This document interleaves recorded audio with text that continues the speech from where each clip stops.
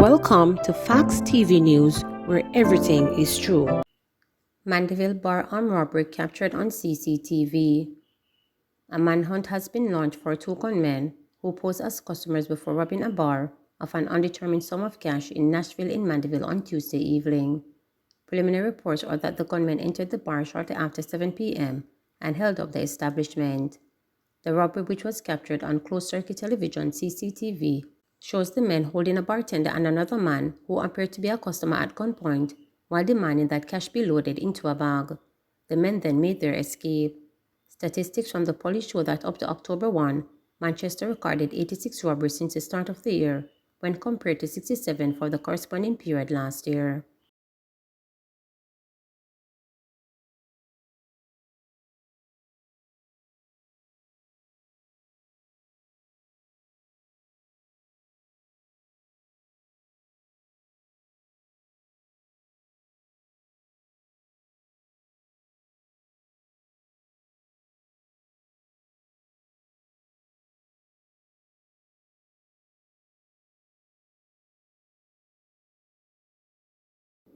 Woman who allegedly attacked a police inspector remanded.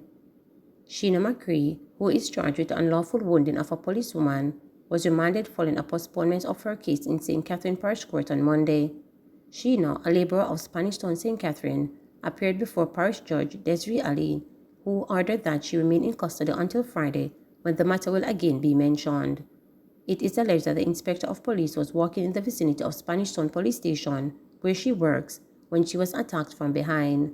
The accused reportedly hit her with a stone, which resulted in a wound. The injured woman was rescued by her colleagues, who took her to the Spanish Town Hospital, where she was treated. Sheena was subsequently taken into custody and charged with unlawful wounding. A psychiatric evaluation has been ordered for Sheena, who is said to be mentally ill. Distraught Donnelly's mother fought back tears after hearing evidence against Maitland. The image of a heartbroken woman was the sight of Sophia Long, the mother of Donnelly Donaldson, as she entered the Supreme Court on Tuesday morning for the bail application of the man charged for the murder of her daughter. Sophia could hardly hide her emotions when the prosecution outlined the evidence they gathered against her daughter's boyfriend, Constable Noel Maitland, who was slapped with another charge of preventing the lawful burial of her corpse. During the prosecution's nearly 2-hour submission on the reason the Crown is opposing Maitland's bail application, Sophia was observed with red eyes and shaking hands as she attempted to drink water. At one point, she was seen wiping tears and being comforted by a court employee when Justice Vinette Graham Allen was told that the blood on the right corner of the red couch was taken from Maitland's apartment on Chelsea's Avenue in Kingston. It was later stated that two men who were using a truck he had hired to carry the furniture to a car wash, where he told the attendant that his cousin wounded his hand and blood got on the couch. The court was told that after the attendant started to wash the couch, the attendant exclaimed, "Jesus, this man must dead. Him bleed out of this and come look like this, them kill somebody in it." Hearing this, Sophia was observed to be shaken. After cleaning the couch, the court was told that Maitland went to collect it the next day, and he was seen on CCTV footage driving behind the truck to an area in downtown Kingston, where it was loaded off the truck. The couch had apparently not been seen since then. Outlining the allegations, the prosecution disclosed that Donaldson was involved in a 3-year relationship with Maitland between late night of July 11, 2022 and early July 12, 2022. Maitland picked up Donnelly at her home. He was driving his gray BMW motor car, and about 8 a.m. on July 12, Donaldson apparently spoke to her mother on the phone and indicated that she should return home soon. According to the prosecution, Donaldson also spoke to her father, who is located in the United States, regarding funds to be sent to her via MoneyGram remittance service. After her father sent the money, he contacted Donnelly via WhatsApp with the transaction number, but the court was told this message was never read. In addition, the court was informed that about 4:46 p.m. on the same day, Donaldson spoke to her brother, who also lived in the U.S., for approximately 1 minute and 30 seconds. The brother allegedly observed the room Donaldson was in was not her home, as he was familiar with their home in Jamaica. Her brother, the prosecutor said, also provided a description of the room she was in, speaking to the yellow wall and the brown curtains. The court was told that based on photographs taken at Maitland's apartment Ms. Donaldson was in the accused man's apartment based on the similarities. On July 12, 2022, Long was said to have expressed concern after calling Donaldson's phone during the evening and the night. The phone, the court was told, rang and no answer, and when she called again at 9 p.m., the phone went straight to voicemail. After calling Sophia on July 13 and inquiring about the whereabouts of his girlfriend, Maitland is said to have informed the mother that he and Donaldson had an argument, and she left about 11 o'clock in the morning, July 12, after telling him she was going to pick up money from her father, which he had sent her at MoneyGram, the prosecutor said. It is alleged that after inquiring about the CCTV footage from the apartment building, Maitland later informed her that the technician is unable to see which of the cars on the property Donaldson left with, as the car windows were up. The prosecutor also told the judge that there was DNA evidence from brown drops and stains from corners of the apartment, which resembles blood, match that of Donnelly's toothbrush, which was handed over by her mother. Another observation, mid-lady, is that the CCTV cameras at the neighbor's house, all 5 cameras and those at the gate of the complex, while they show the accused man and Donnelly arriving at the complex, there is no footage, no recording of her leaving, the prosecutor said. On July 27, Maitland was arrested and charged with the offense of murder, and when cautioned, he reportedly said Jaja. Throughout the court submission, Maitland satirically a straight contrast to Long. Meanwhile, during the attorney at law Christopher Townsend's submission for bail application, the lawyer made it known that the defense team denied the allegation, calling the case against his client weak. Mr. Maitland has not sought to interfere with witnesses. His only fault is that he was zealous in trying to get information concerning the possible disappearance of his friend, he said. He also argued that the alleged blood coming from the couch could not be verified because it was not tested.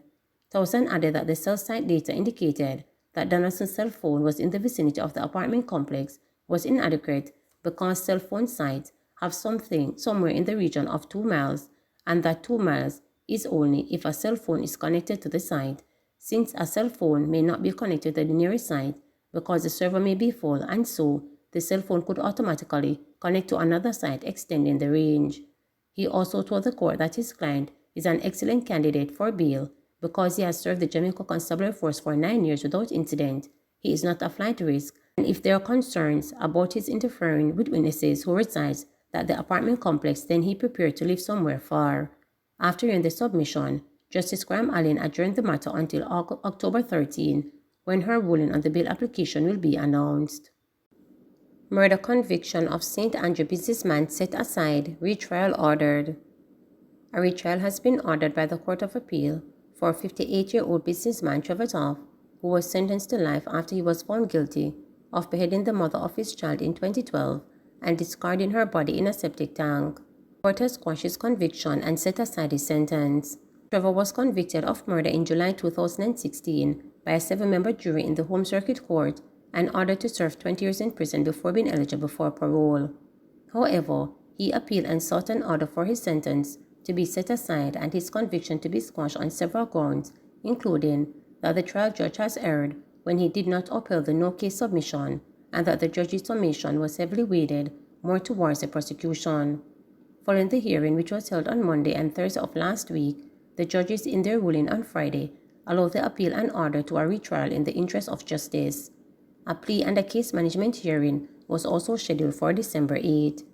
The decomposing body of 26-year-old Higgler, Nicole Heron, who had a chop wound to her face and vagina and multiple stab wounds to her neck, was found in a tank at her lover's home in May 2012, a month after she was reported missing.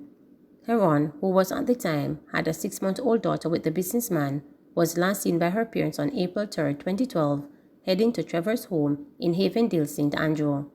Following the discovery of her body, along with the burnt remains of her clothing, a wig that she was wearing, as well as her cell phone and electric charger at Trevor's home, he was arrested and charged with murder.